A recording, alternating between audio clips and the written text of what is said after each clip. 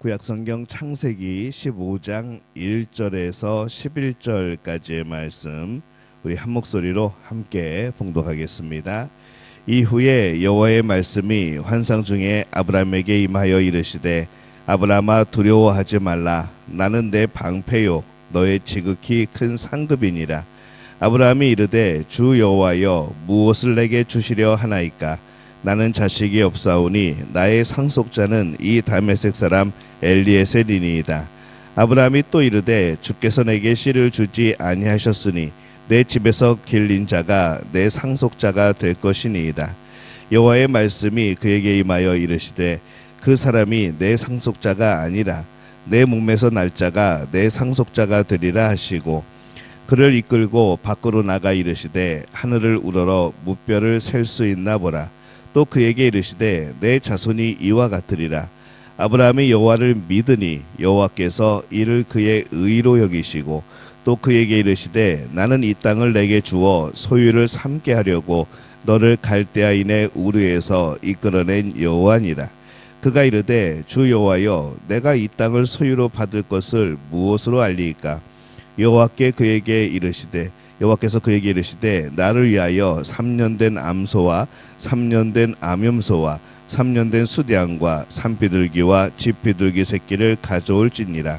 아브라함이 그 모든 것을 가져다가 그 중간을 쪼개고 그 쪼갠 것을 마주 대하여 놓고 그 새는 쪼개지 아니하였으며 솔개가 그 사체 위에 내릴 때에는 아브라함이 쫓았더라. 아멘. 할렐루야. 하나님의 은혜가 오늘 새벽에 하루의 첫 시간을 주 앞에 드리는 우리 믿음의 가족들에게 함께 하시기를 예수님의 이름으로 축원합니다. 오늘 말씀은 하나님께서 아브라함에게 약속을 주시는 그런 내용을 담고 있습니다. 이 전리품을 분배한 후에 하나님께서 아브라함에게 오십니다. 그리고 이렇게 말씀하죠. 이후에 여호와의 말씀이 환상 중에 아브라함에게 임하여 이르시되 아브라함아 두려워하지 말라. 나는 내 방패요 너의 지극히 큰 상급이니라. 이후에라는 구절은 하나님께서 아브라함에게 임하신 것이 앞에 전리품의 사건과 이제 밀접한 관련이 있다는 것을 또 우리가 알 수 있죠. 이 아브라함이 자신이 받아야 하는 전리품을 이 하나님께 영광을 위해서 받지 않는 것은 이 참으로 대단한 일이었고 또 믿음의 그런 선포였습니다. 그래서 두려워하지 말라. 나는 내 방패요 너의 지극히 큰 상급이니라 하나님이 말씀을 합니다. 이 사람들은 재물이 그들의 상급이었고 또 방패였습니다. 또 그것을 믿음으로 거절한 아브라함에게 하나님께서는 하나님 자신이 상급이 되시고 방패가 되어 주실 것이라 이렇게 말씀하는 거죠. 이 아브라함이 재물을 거절함으로 그에게는 하나님이 오실 수 있는, 하나님이 역사하실 수 있는, 하나님이 임재하실 수 있는 그런 자리가, 그런 영역이 주어지게 된 겁니다. 이 하나님의 큰 상급 그 이야기에 아브라함이 평소에 자신이 생각하고 있던 이 안타까움에 대해서 말을 합니다. 2절에 보면은 아브라함이 이르되 주 여호와여 무엇을 내게 주시려 하나이까. 나는 자식이 없사오니 나의 상속자는 이 다메섹 사람 엘리에셀이니이다. 이렇게 그가 말을 합니다.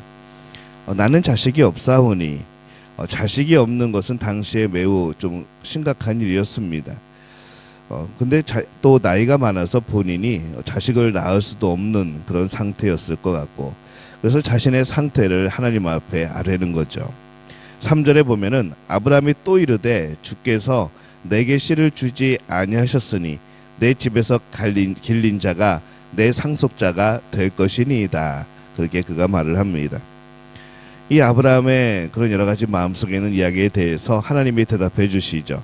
4절에 보면은 여호와의 말씀이 그에게 임하여 이르시되 그 사람이 내 상속자가 아니라 내 몸에서 날 자가 내 상속자가 되리라 하시고 이 아브라함은 그가 원하는 대로의 자신의 씨를 이제 얻게 될 겁니다. 그런데 하나님께서 주시는 것은 사실은 그 이상의 것이죠. 이 하나님이 아브라함을 이끌어냅니다. 5절에 보면은 그를 이끌고 밖으로 나가 이르시되 하늘을 우러러 뭇별을 셀 수 있나 보라. 또 그에게 이르시되 내 자손이 이와 같으리라. 이렇게 말씀을 하죠.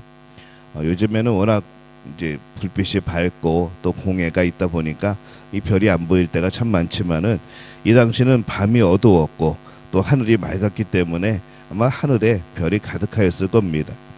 하늘의 별을 보는 순간에 아브라함의 마음이 얼마나 뛰었을까 생각을 해보는 거죠.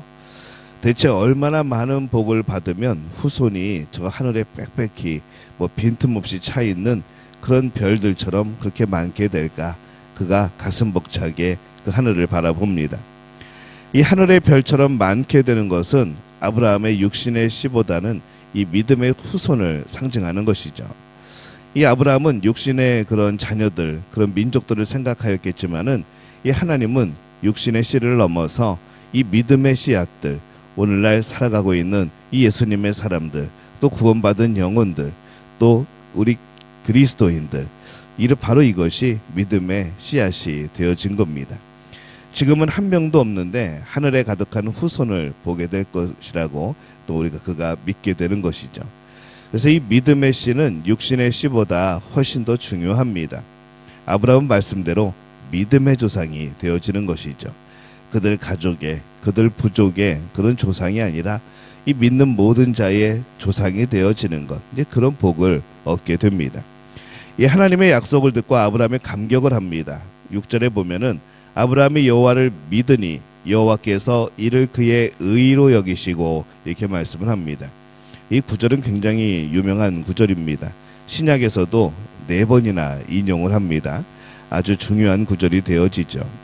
우리가 믿음과 의에 대한 정의에 있어서 무엇이 믿음이고 무엇이 의인가, 이것에 대해서 아주 중요하게 해석하여 주는 그런 역할을 하게 되어집니다. 의인은 본래 말씀을 신실하게 지켜서 얻어지는 바로 그러한 것이 의입니다. 이것은 늘 변함이 없는 것이죠. 근데 지금 아브라함은 이후에 주어질 자손에 대해서 아직 주어지지 않은 미래의 일에 대해서 그는 믿었습니다. 그러자 하나님께서 그것을 의로 여겨주셨다는 거죠. 아직 일어나지 않은 일인데 일어난 일과 동일한 것으로 여겨주셨다는 겁니다. 이 하나님의 말씀을 진짜 믿는지 아닌지 아직 행위는 없지만은, 그런데 하나님께서는 그의 믿음의 행위가 동반된 진짜 믿음으로 나타난 것이라 이미 여겨주셨다는 것이죠. 그렇다고 해서 우리가 마음만 품고 그냥 그렇게 끝나면 되는 것 아닌가라고 생각할 수 있지만은 그러면 안 됩니다. 항상 우리의 믿음은 행위가 동반된 믿음이어야 합니다. 어쨌거나 이 아브라함의 그런 믿음의 고백이 결국에는 하나님이 인정하시는 그런 의가 된 겁니다.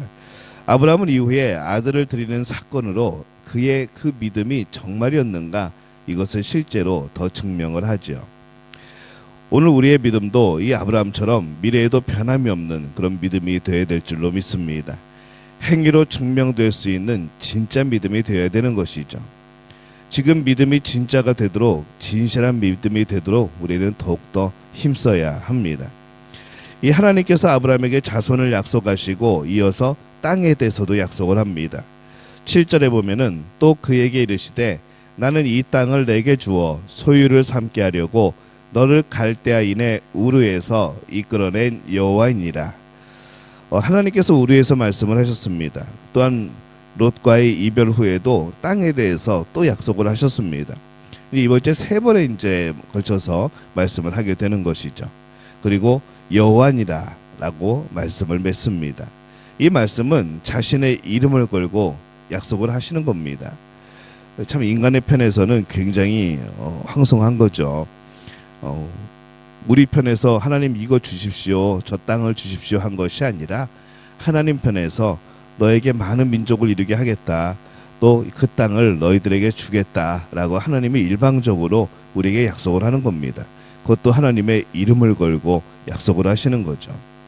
그래서 하나님은 신실하신 분입니다. 굉장히 미쁘신 분이죠. 하나님께서 약속하신 것에 대해서는 늘 신실하시고 변치 않으십니다. 하나님께서 약속을 하시면은 바로 실현된 것이나 마찬가지인 것이죠. 그래서 우리가 이것을 안다면은 우리가 하나님을 믿을 때에는 그렇게 믿어야 되는 겁니다.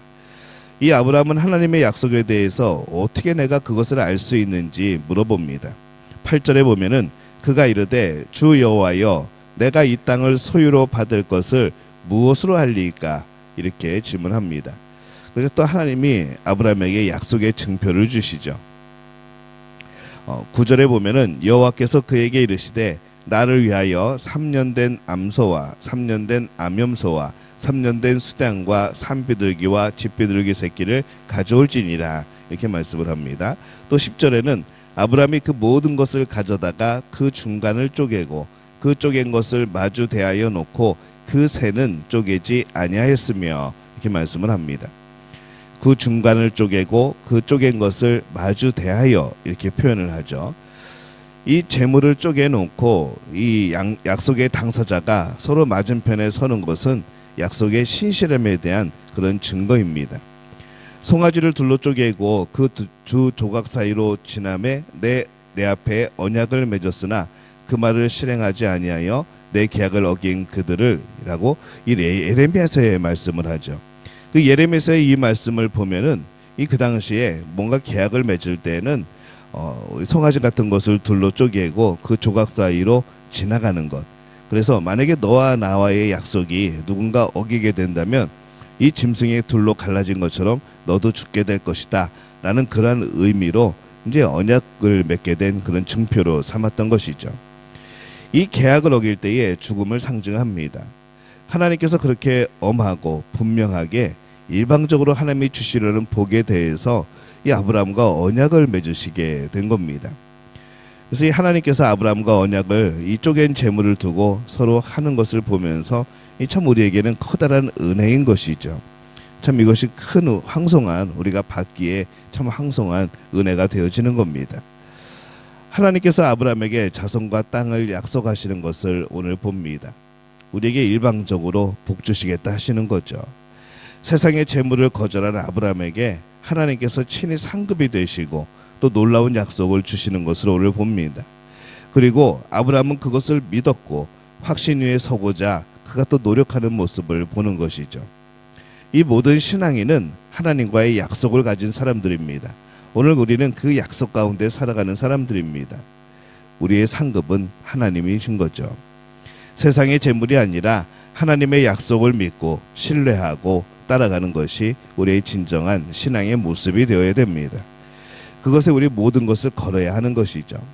오늘 우리의 믿음이 미래에 진짜로 드러나는 그런 참된 믿음이 되어지시기를 바랍니다. 말로만 믿는다고 하지 말고 진정으로 미래에 그 믿음이 드러나게 되어지는 또 그것이 증명되어지는 그래서 우리의 믿음이 정말로 하나님 앞에 진실되고 또 하나님의 능력과 주권되심을 인정하고 그렇게 살아가게 될 때에 오늘 우리의 삶은 하나님이 주시기로 이미 약속한 그대로 우리에게 풍성하게 주어지게 될 줄로 믿습니다. 이 복을 누리는 우리 믿음의 가족들이 되어지시기를 예수님의 이름으로 축원합니다.